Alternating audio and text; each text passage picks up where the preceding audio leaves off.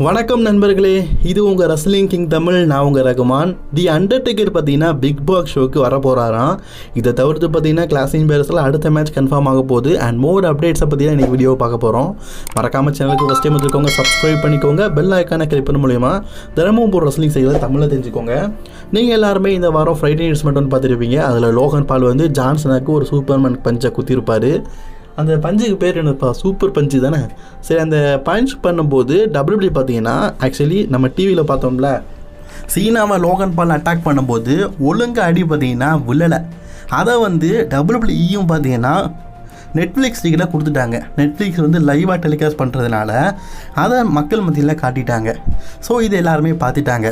WW பார்த்தீங்கன்னா இது முடிஞ்சதுக்கப்புறமா second shoot ஒன்று எடுத்துருக்குறாங்க. அதில் கரெக்டாக பார்த்தீங்கன்னா அடி விழுற மாதிரி. இது பழைய ஓல்டு ஃபுட்டேஜுங்க, நீங்கள் நல்லா பாருங்கள். அதில் லோகன் பால் சைடுலேருந்து வந்து ஜான்சனாக அட்டாக் பண்ணுறாரா. பட் ஆனால் யூஎஸ்ஏ நெட்வொர்க்கில் டெலிகாஸ்ட் பண்ணும்போது பொசிஷனையே மாற்றிட்டாங்க. ஏன்னா இந்த பொசிஷனில் அடி லைட்டாக தான் படுது அப்படிங்கிறது நல்லாவே தெரியுது. ஜான்சனாக ஓவர் ஆக்டிங் பண்ணுறாருன்னு. இதை பாருங்கள், கரெக்டாக ஸ்மாக்டவுன் ஜெட்டர் மேட்ச்சில் தள்ளி விட்டுட்டு நேராக வந்து அட்டாக் பண்ணுறாரு. ஸோ அதில் சைட்லேருந்து வந்து ஸ்மாக்டவுன் ஜெட்டர் மேட்ச்சரை தொட்டிருக்க கூட மாட்டார் ஃபஸ்ட்டு ஃபுட்டேஜில். செகண்ட் ஃபுட்டேஜில் பார்த்தீங்கன்னா ஸ்மாக்டவுன் ஜெனரல் மேனேஜரை தள்ளி விட்டுட்டு அடிச்சிருக்கிறாரு.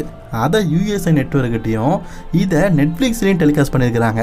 ஒரே நேரத்தில் 2 ஷாட் 2 நெட்வொர்க்கில் விதவிதமாக இருந்திருக்குது.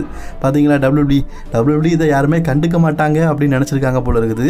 ஆனால் ஃபேன்ஸ் எல்லாருமே இதை நல்லா நோட் பண்ணி இப்போ சோஷியல் மீடியாவில் பயங்கரமாக ட்ரெண்டிங் பண்ணிகிட்டு இருக்கிறாங்க. யூஎஸ்ஏ நெட்வொர்க் வந்து டிவியில் டெலிகாஸ்ட் பண்ணுறதுனால அவங்க கொஞ்சம் நெட்வொர்க் இஷ்யூ அப்படிங்கிறது கொஞ்சம் லேட்டாக தான் இருக்கும்.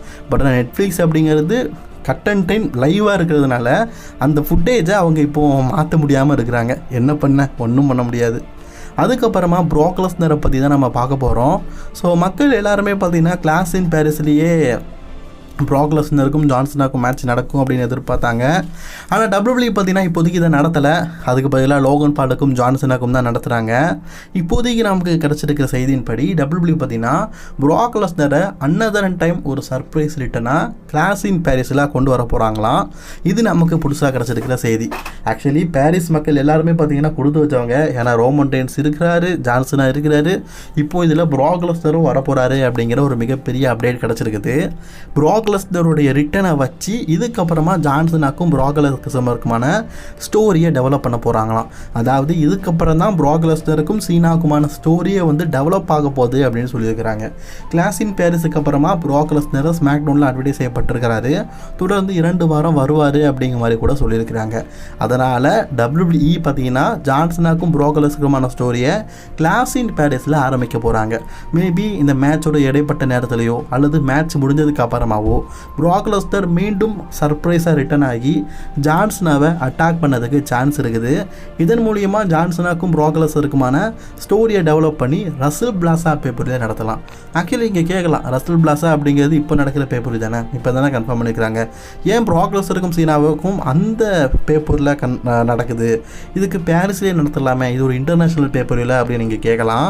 டபிள்யூபிள்யூ பார்த்தீங்கன்னா இதுக்கு ஒரு தெளிவான காரணத்தை சொல்லிட்டாங்க. அதாவது என்னன்னு கேட்டிங்கன்னா, கிளாசின் பேரிஸ் என்னதான் ஒரு இன்டர்நேஷ்னல் பேப்பராக இருந்தாலும் இவங்களுக்கான ஸ்டோரியை டெவலப் பண்ணணும், அது ஒன்று. ரெண்டாவது, இப்போ நடக்க போகிற டபிள்யூபிள்யூடைய ப்ரீமியம் பேப்பர் எல்லாமே ESPNக்கு மாறப்போகுது. எப்படி நெட்ஃப்ளிக்ஸுக்கு மாறும்போது ஒரு பெரிய மூமெண்ட்டு பெரிய மேட்செல்லாம் வச்சாங்களோ அதே மாதிரி இந்த ரசல் பிளாஸாக இருக்குல்ல, அது வந்து ESPN வந்து ஃபஸ்ட் டைமாக பார்த்தீங்கன்னா டெலிகாஸ்ட் பண்ணுறாங்க. இதுக்கப்புறமா டபிள்யூபிள்யூ வந்து ESPNல தான் பேப்பர் நியூஸ் டெலிகாஸ்ட் ஆகும். இப்போ அமெரிக்காவை பொறுத்தவரைக்கும் நமக்கு அப்படி இல்லைங்க, எல்லாத்தையும் நெட்ஃப்ளிக்ஸில் பார்த்துக்கலாம் அப்படின்னு தானே. ஆனால் அப்படி இல்லை, அமெரிக்காவில் வந்து பேப்பர் நியூஸை பார்க்கணுன்னா நீங்கள் இதுக்கப்புறமா ESPNல தான் பார்க்கணும். ராகவை பார்க்கணுன்னா நெட்ஃப்ளிக்ஸு, ஸ்மாக்டவுனை பார்க்கணுன்னா நீங்கள் வந்து USA நெட்வொர்க்கு, அது மாதிரி டபிள்யூபிள்யூ பேப்பர் நியூஸ் பார்க்கணுன்னா இந்த ரசல் பிளாஸா பேப்பர் நியூஸ்லேருந்து ESPNல தான் பார்க்கணும் அப்படின்னு சொல்லியிருக்கிறாங்க. ESPN இதுக்கு முன்னாடி AEW டெலிகாஸ்ட் பண்ணிட்டு இருந்தாங்க. AEW இதுக்கப்புறம் ஓரம் கட்டிட்டு WBA டெலிகாஸ்ட் பண்ண போகிறாங்க. இது ஒரு பெரிய விஷயம். அது மட்டும் இல்லாமல் இன்னொரு விஷயமும் இருக்குது. அதே நேரில் தான் AEW பார்த்தீங்கன்னா ஆல் அவுட் பேப்பரையும் நடத்துகிறாங்க.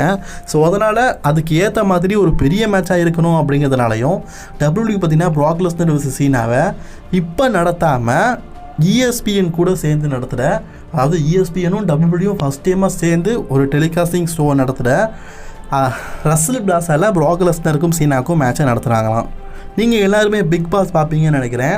நான் பார்க்க மாட்டேன், ஹைலைட்டை மட்டும் தான் கேட்பேன். கமலஹாசன் இருந்த வரைக்கும் ஓகே. இப்போ பார்த்தீங்கன்னா விஜய் சேதுபதி டெலிகாஸ்ட் பண்ணுறாரு. பட் ஆனால் ஹிந்தி சைடு பார்த்தீங்கன்னா அமீர் கான் தான் பார்த்தீங்கன்னா எல்லா விதமான ஷோவையும் டெலிகாஸ்ட் பண்ணுறாரு. சாரி, அது அமீர் கான் இல்லை, சல்மான் கார், பேரை மாற்றி சொல்லிட்டேனே. நம்ம சல்மான் கார் தான் பார்த்தீங்கன்னா அங்கே வந்து முழுக்க பிக் பாஸை வந்து டெலிகாஸ்ட் பண்ணிகிட்டு இருக்காரு. ஸோ அந்த பிக் பாஸ் இருக்குல்ல, இப்போது அடுத்த சீசன் 16 நினைக்கிறேன், அதில் வந்து ஒரு ஸ்பெஷல் கெஸ்ட்டை பார்ட்டிசிபேட்டராக கூட்டிகிட்டு வர போகிறாங்களாம். அது யார் கேட்டிங்கன்னா தி அண்டர்டேக்கரு.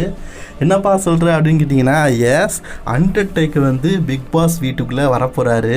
ஆல்ரெடி பார்த்தீங்கன்னா சாவு மணிலாம் ஓசை கேட்டு பயங்கரமான நம்ம தலைமை பண்ணுவார்.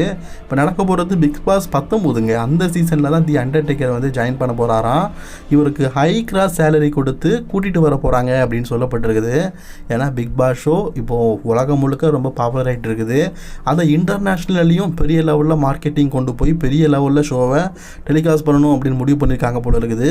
அதுக்காக அண்டர்டேக்கர் கிட்ட கால் ஷீட் கிட்ட 100 நாள் கால் ஷீட்டு தேவையில்லைங்க. ஏன்னா அண்டர்டேக்கரை வந்து அந்த பிக் பாஸ் வீட்டுக்குள்ளே கூட்டிகிட்டு வந்து முதல் ரவுண்ட்லேயும் எலிமினேட் பண்ணாலும் பிரச்சனை கிடையாது தானே, எல்லாம் ஸ்கிரிப்டட் ஷோ தானே. ஸோ அதனால் அண்டர்டேக்கரை கூட்டிகிட்டு வர போகிறாங்க. அவர் 1 வீக்கோ அல்லது 2 வீக்ஸோ பிக் பாஸ் வீட்டில் இருந்தால் போதும். ஸோ 100 நாளும் இருக்க போகிறது கிடையாது. ஒரு 1 வீக் 2 வீக்ஸ் இருந்தே அதை மார்க்கெட்டிங்கை பெருசாக டெவலப் பண்ணிடுவாங்க. ஸோ அதனால் பிக் பாஸ் ஷோக்கு அண்டர்டேக்கர் வர போகிறாரு அப்படின்னு சொல்லியிருக்கிறாங்க. அது மட்டும் இல்லாமல் அண்டர்டேக்கருக்கு ஒரு பெரிய கிளாஸ் சேலரியை அவங்க ஒதுக்கியிருக்காங்க அப்படின்னு சொல்லப்பட்டிருக்குது. அண்டர்டேக்கர் எவ்வளோ பெரிய பாப்புலர் அப்படிங்கிறத புரிஞ்சுக்கோங்க. பிக் பாஸ் ஷோ வரும்போது கண்டிப்பாக அண்டர்டேக்கர் இருந்தாருன்னா அதை பற்றி நம்ம பேசலாம். அண்டர்டேக்கர் எத்தனை ரவுண்டுக்கு போக போகிறாருன்னு தெரில. அண்ட் அண்டர்டேக்கர் அளவுக்கு ஒரு பெரிய ஆளுக்கு இந்தியாவில் இருக்கிற ஒரு நிறுவனம் சேலரி கொடுத்து கூட்டிகிட்டு வராங்கன்னா கொஞ்சம் யோசிச்சு பாருங்கள். அந்த விஜய் டிவி நெட்வொர்க் எவ்வளோ பெரிய ஆளுன்னு. நம்ம தமிழ்நாட்டில் மட்டும்தான் சாதாரண ஆளுன்னு நினச்சிட்டு இருக்கிறோம். ஆல் ஓவர் இந்தியா லெவலில் பெரிய ஆளாக தான் இருக்கிறாங்க. அடுத்த செய்தி, டபிள்யூடைய கிளாஸ் இன் பாரிஸில் அன்னதர் ஒரு மேட்சை கன்ஃபார்ம் பண்ண போகிறாங்க அப்படிங்கிற மாதிரி ஒரு செய்தி கிடச்சிருக்குது. இது வரைக்கும் கிளாஸ் இன் பாரிஸில் 4 மேட்ச் கன்ஃபார்ம் பண்ணியிருக்காங்க. ஒன்று ரோமன் மேட்ச்சு, இன்னொன்று world heavyweight championship match. Woman டிவிஷனில் இது வரைக்கும் எந்த மேட்சும் கன்ஃபார்ம் பண்ணல. அதாவது கிளாஸ் இன் பாரிஸில் உமன்ஸுக்கு மேட்சே கன்ஃபார்ம் பண்ணலை, ஆனால் ஒன்றாச்சும் கன்ஃபார்ம் பண்ணுவாங்க. ரூசேவுக்கு ஒரு மேட்ச்சு, இப்போ கடைசியாக பார்த்தீங்கன்னா டபிள்யூ வந்து ரோமன் டைன்ஸ் மேட்ச்னு சொல்லிட்டு ஒரு 4 மேட்சை கன்ஃபார்ம் பண்ணி வச்சுருக்கிறாங்க. 5வது மேட்சாக டபிள்யூ பார்த்தீங்கன்னா இப்போதைக்கு ஒரு மேட்சை கன்ஃபார்ம் பண்ண போகிறாங்களாம். அதுதான் ட்ரூ மேக்கின்டையர் வெர்சஸ் ராண்டி ஆர்டன். ஆக்சுவலி இவங்களுக்குள்ள ஒரு பஞ்சாயத்து இருக்குது. டபிள்யூ பார்த்தீங்கன்னா இதுக்கு முன்னாடியே சாட்டர்டே நைட் மெயின் இவெண்ட்டில் வச்சு முடிச்சிருவாங்கன்னு பார்த்தோம். ஆனால் அதை அன்னைக்கு முடிக்காமல் சம்மர் ஸ்லாம் ஸ்டோரிக்காக அதை டெவலப் பண்ணிட்டாங்க. இப்போ டபிள்யூ பார்த்தீங்கன்னா நெக்ஸ்ட் லெவலில் நம்ம ட்ரூ மேக்கின்டையர் வந்து கோடி ரோட்ஸ் கூட தான் மேட்ச் விளையாட போகிறாரு. அதே நேரத்தில் பாரிஸில் கண்டிப்பாக ட்ரூ மேக்கின்டையருக்கு ஒரு மேட்ச் இருக்கணும் அப்படிங்கிறதுனால இப்போ ராண்டி ஆர்டனை பலியாடாக்கி இவங்க 2 பேருக்குள்ள ஒரு மேட்சை வைக்க போகிறாங்களாம். மேபி இதில் கண்டிப்பாக பார்த்தீங்கன்னா ட்ரூ மேக்கின்டையர் ராண்டி ஆர்டனை க்ளீனாக வின் பண்ணி அடுத்த லெவலுக்கு போகிறன்னு எதிர்பார்க்கலாம். எனக்கு தெரிஞ்சு மேபி ராண்டி ஆர்டனுக்கும் ட்ரூ மேக்கின்டையருக்கும் கிளாஸ் இன் பாரிஸில் மேட்ச் நடந்ததுன்னா அதில் சர்ப்ரைஸ் ரிட்டனாக நம்ம கோடி ரோட்ஸ் வரதுக்கு வாய்ப்பு இருக்குது. கோடி ரோட்ஸ் இப்போ படம் நடிச்சிட்டு இருக்காருங்க. கூடிய சீக்கிரம் ஷூட்டிங்லாம் முடிஞ்சிடும். அதுக்கப்புறமா ட்ரூ மேக்கின்டையருக்கும் கோடி ரோட்ஸ்க்குமான அந்த ஸ்டோரியை ஆரம்பிப்பாங்க. ஓகே, இன்றைக்கான நியூஸ் அவ்வளோதான். பிடிச்சிருந்தா லைக் ஷேர் பண்ணிக்கோங்க. தொடர்ந்து வீடியோ பார்க்க சேனலை சப்ஸ்கிரைப் பண்ணிக்கோங்க.